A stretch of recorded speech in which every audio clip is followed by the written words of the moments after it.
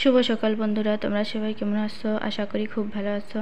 তো সকাল সকাল এই তো রাইস কুকারে ভাত বসিয়ে দিলাম। তো এখন মানে ভর্তা দিব, তার জন্যই যে পটল দিব 2টা। তো পটলগুলো ছেলে নিয়ে এসেছি, আর আলু দিব, যেহেতু সকালে বাচ্চারা খেয়ে দিয়ে স্কুলে চলে যাবে, এই জন্য মানে ফ্রিজে তরকারি আছে, কিন্তু যে ওগুলো খাইয়ে পাঠাবো না, এই জন্য আলু দিলাম এইখানে 2টা, আর পটল দিলাম 2টা, আর দিদির জন্য একটা কাঁচকলা দিব।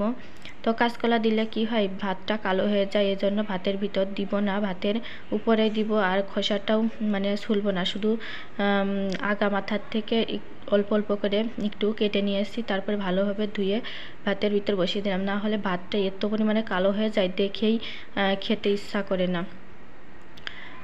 তো খেয়ে দিয়ে চলে গেছিলাম স্কুলে। স্কুল থেকে বাড়িতে এসে এখন তো প্রচণ্ড গরম, আর মানে খিদেও পেয়ে যায় স্কুল থেকে আসতে আসতে। তো এই জন্য বাড়িতে পাউরুটি কিনা ছিল, তো পাউরুটিটা জলতে ভিজিয়ে ভিজিয়ে খেয়ে নিচ্ছিলাম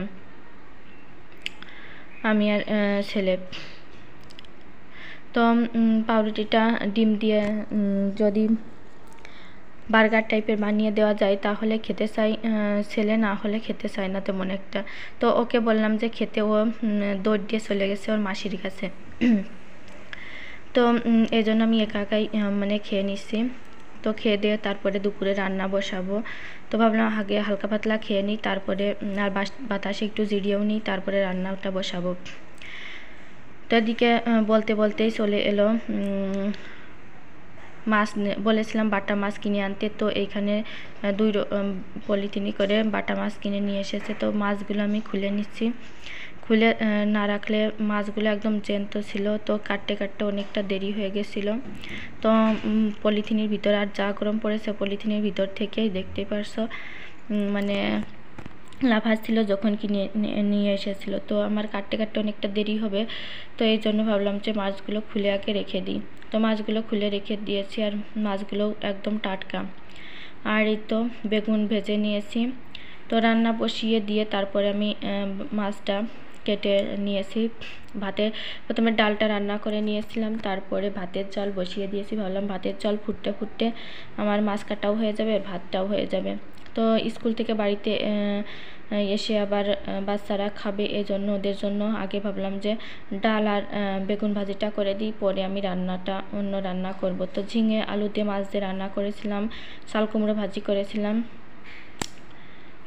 আর এদিকে পরের দিন সকালবেলা মানে খাবো সবাই, এই জন্য 2টা এখানে ডিম ভেজে নিচ্ছি।